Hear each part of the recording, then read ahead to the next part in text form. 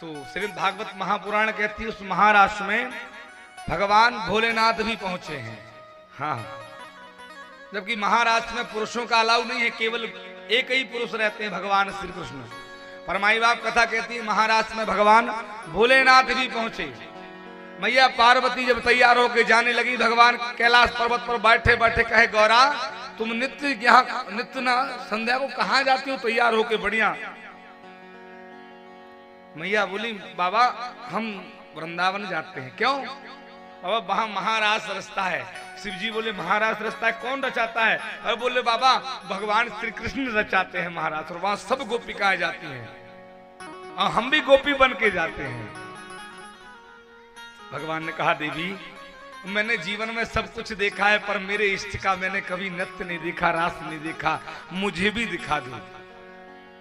मैया पार्वती हंसने लगी, बोले, बाबा आपको कैसे दिखा दें? क्यों? वहां कोई पुरुष ही अलाउ नहीं है। भगवान भोलेनाथ बोले, अगर पुरुष अलाउ नहीं है तो एक काम करो, हमें भी नारी बना दो, पर रख लो। मैया पार्वती ने कहा, बाबा आप कैसे? आप तो जा ही नहीं सकते। देखो मैया ने कहा, बाबा वहां जाते नहीं हैं। भगवान भोलेनाथ ने कहा, नहीं तुम कुछ भी करो। देखो भगवान भोलेनाथ ने कहा ना, पार्वती से बोले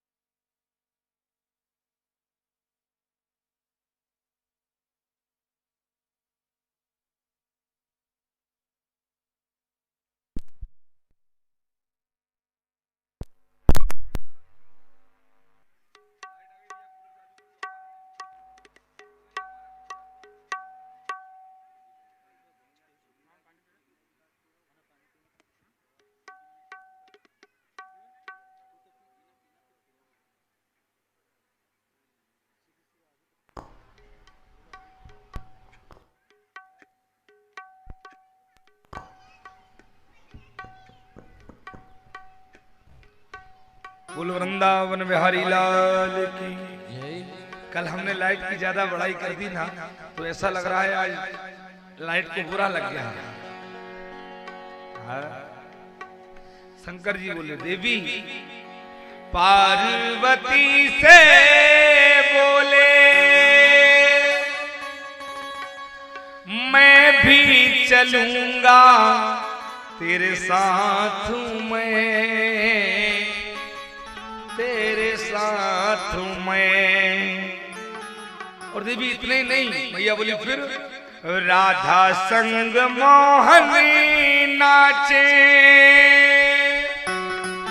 तो मैं भी नचूंगा तेरे साथ में, तेरे साथ में। भगवान देखिए अपने इष्ट से मिलने के लिए ना बच्चों जैसे, देवी रास रचा है ब्रज में भारी, हमें दिखा दो प्यारी बिरज में आ गए हैं। मैया पार्वती ने कहा, बाबा ऐसा नहीं होता जैसा आप कह रहे हो। फिर बोले, बाबा वहां क्यों नहीं जाता? और आप तो बड़े भोले हो नाथ। ओ मेरे भोले स्वामी कोई न जाता उस रास में, उस रास में। एको अकेले मोहन पुरुष है महारास में, महारास में। और नाथ आप तो बिल्कुल ही मत जाओ, क्योंकि आप जाएंगे ना तो दिक्कत होगी। क्या दिक्कत? हंसी करेंगी ब्रज की नारी, मानो बात हमारी बिरज में आ गए हैं। शंकर जी बोले एक काम करो, ऐसा नहीं हो रहा ना तो तुम एक काम करो, क्या तुम मुझे तैयार कर दो। तैयार कर दो? अच्छा तुम पुरुष बना के मत ले जाओ, मुझे नारी बना के रख लो, पर मैं अपने इष्ट का जरूर देखूंगा, नृत्य में जाऊंगा महाराष्ट्र में। मैया बोली बाबा पकड़ा गए तो बहुत हंसी होगी हैं? एक तो आप वैसे ही इतने ऊंचे हैं और फिर आपके ऊपर आपका तो जूड़ा है, जटाजूट गंगो है, जटाजूट है वो ऊंचा, तो इतनी लंबी महिला होती नहीं, और मान लो हो भी गई तो बाबा आप कब तक मुंह छिपाएंगे?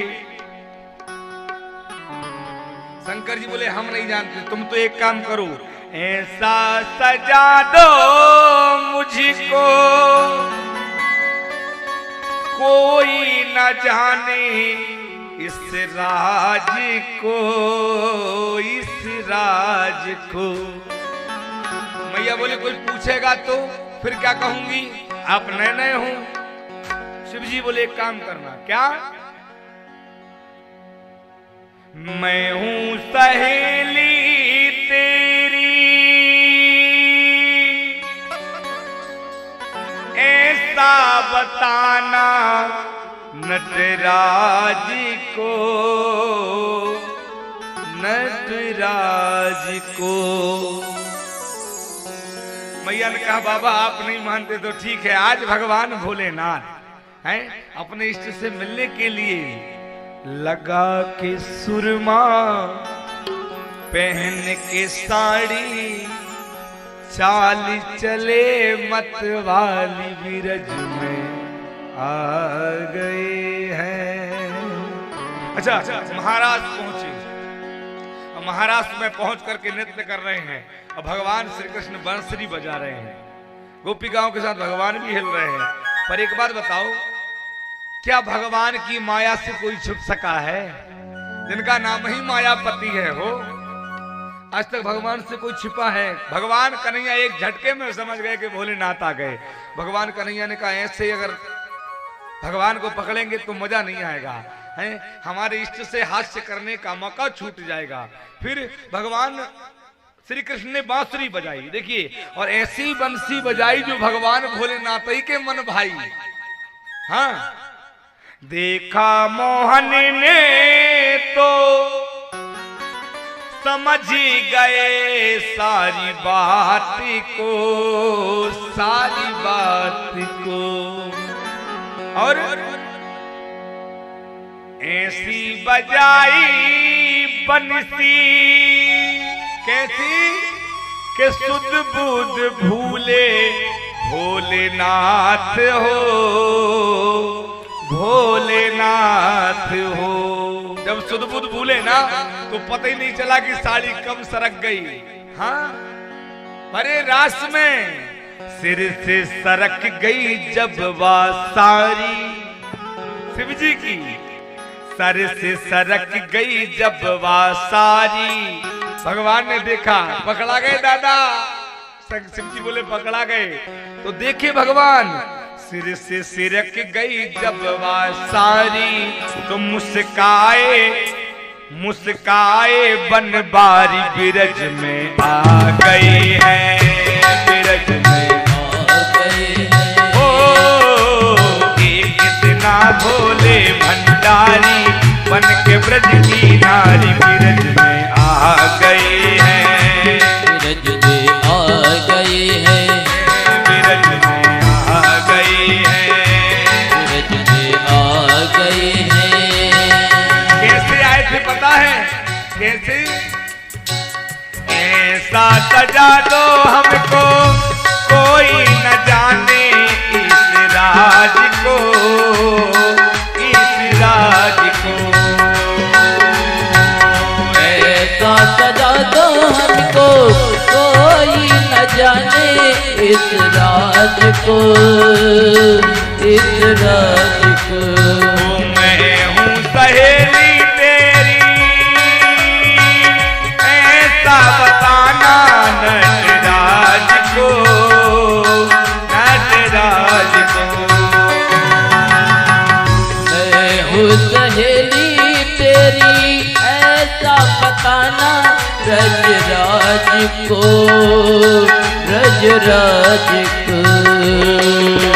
लगा के सुरमा पहन के साड़ी, आज सुरमा पहन के साड़ी, चाल चले मतवाली बिरज में आ गई है, बिरज में आ गए हैं।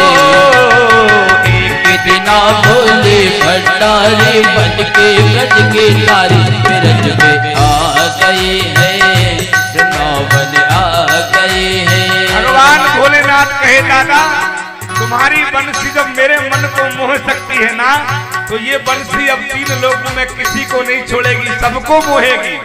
हाँ, जब तो संत मुनि महात्मा कहते हैं अरे बांस की बांसुरी तूने कौन तप कीन, 3 लोक 14 भवन सो तेरे आधीन। उसी दिन शिव जी ने कहा बाबा अब ये किसी को नहीं छोड़ेगी, और विचार करिए, आप भी करिए विचार कि मुरली काय की थी केवल बांस की, जिसमें इतनी कलाकृति थी। अच्छा, एक साधक ने और भी गाया, एक साधक ने श्याम की मुरली के ऊपर गाया, कहा प्रभु सोने की होती तो क्या करती ये मुरली, सोने की होती तो ना जान क्या करती मुरली, सोने की होती तो क्या करती ये बंसी, सोने की होती तो क्या करती ये मुरली, जब बांस की हो करके, जब बांस की हो करके इतना तड़पाती है, जब बांस की हो करके कितना तड़पाती है। ऐ श्याम तेरी मुरली पागल कर जाती है, ऐ श्याम तेरी मुरली पागल कर जाती हरि है।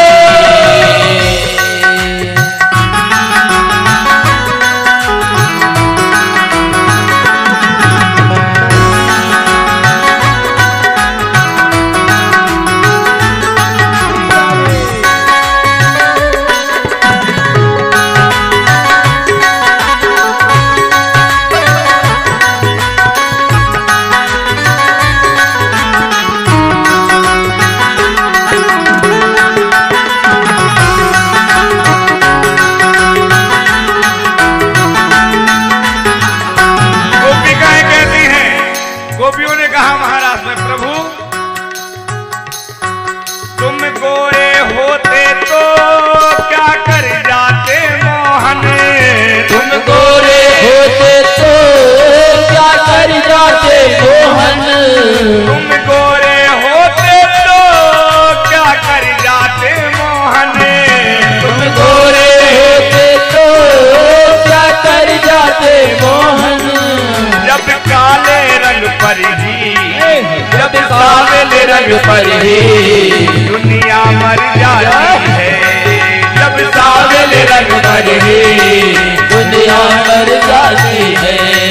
ऐ श्याम तेरी मुरली पागल कर जाती है, ऐ श्याम तेरी मुरली पागल कर जाती है। ऐ श्याम तेरी मुरली पागल कर जाती है, ऐ श्याम तेरी मुरली पागल कर जाती है।